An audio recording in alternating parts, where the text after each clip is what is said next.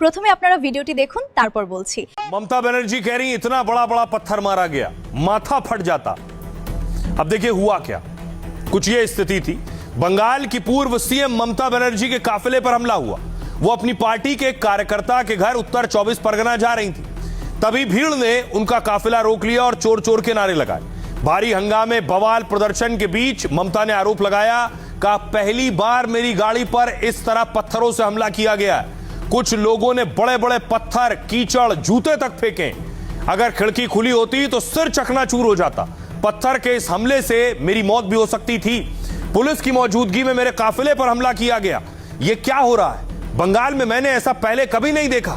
लगता है पुलिस तो बस बीजेपी को ही सुरक्षा दे रही है। मेरे को गाड़ी में बड़ा बड़ा पत्थर मारा गया, बाहर से एंटी सोशल पुलिस का सामने में आके हमको इतना गाड़ी को अटैक किया। अगर हम गाड़ी का कांच शीशा खुला रखता तो हमारा माथा फट जाता, हम लोग सब मर जाता।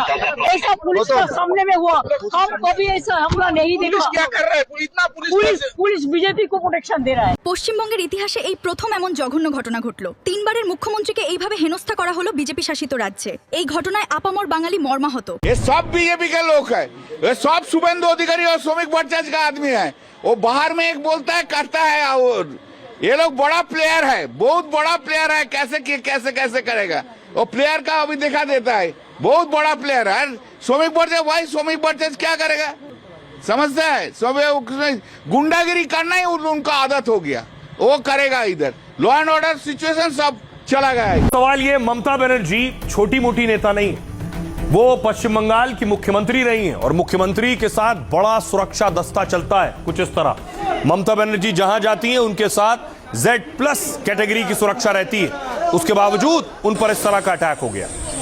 মমতাদি জিতুক হারুক, আমাদের পার্টি পাওয়ার থাকুক না থাকুক, কোনো ব্যক্তি, কোনো পাবলিক ব্যক্তিগতভাবে মমতা ব্যানার্জিকে তাকে অপছন্দ করলেও মমতা ব্যানার্জিকে অ্যাটাক করতে যাবে, তার উপর কিছু ছুটতে যাবে, সেই পাবলিক কিন্তু বাংলায় জন্মায়নি। পশ্চিমবঙ্গের মানুষ সবাই দেখলেন কিভাবে হালিশহরের কাউন্সিলরের স্বামী বিরজু কোয়ট, যার নাম FIR-এ নেই, একটা মানুষের নাম যখন FIR-এ নেই, তাকে কিভাবে পুলিশ তুলে গিয়ে তাকে জেলে রেখে তাকে পিটিয়ে হেফাজতে তার মৃত্যু হয়, এবং তার পরিবারকে কিভাবে মুখ বন্ধ করে রাখা হয়।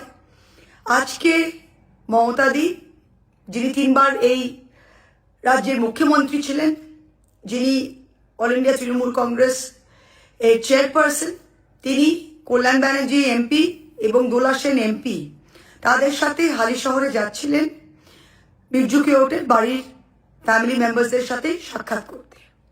এমন সময় আপনারা সবাই দেখলেন কিভাবে বিজেপির গুন্ডারা, জানোয়াররা মমতাদির গাড়ির ওপরে কিভাবে অ্যাটাক করলো ফুল পুলিশের সহযোগিতায়, আর বিজেপি বলছে এটা নাকি পাবলিক। শুনুন, মমতাদি এই মাটিতে 40 বছর রাজনীতি করেছে। মমতাদি জিতুক হারুক, আমাদের পার্টি পাওয়ার থাকুক না থাকুক, কোনো ব্যক্তি, কোনো পাবলিক ব্যক্তিগতভাবে মমতা ব্যানার্জিকে তাকে অপছন্দ করলেও মমতা ব্যানার্জিকে অ্যাটাক করতে যাবে, তার উপর কিছু ছুটতে যাবে, সেই পাবলিক কিন্তু বাংলায় জন্মায়নি। এটা বিজেপির জানোয়াররা করেছে, এটা কোনো পাবলিক নয়। তাই আপনাদের এই পাবলিক করাটা না একটু বন্ধ করুন। এই অসভ্যতা আমি অনেক হয়েছে।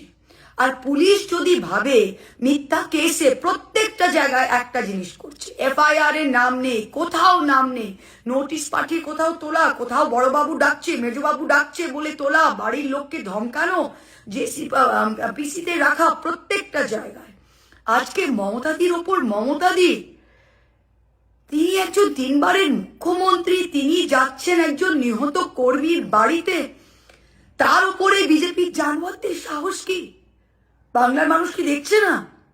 বাংলার মানুষ দেখছে না কি? এই চোর দালাল পুলিশ এগুলো করছে আর বলছে কি বাংলার মানুষ এটা করছে। 10 साल पहले तक प्रधानमंत्री जिसका भ्रष्टाचारी बता रहे थे, लुटेरा कह रहे थे, उसी को बंगाल का मुख्यमंत्री बना दिया।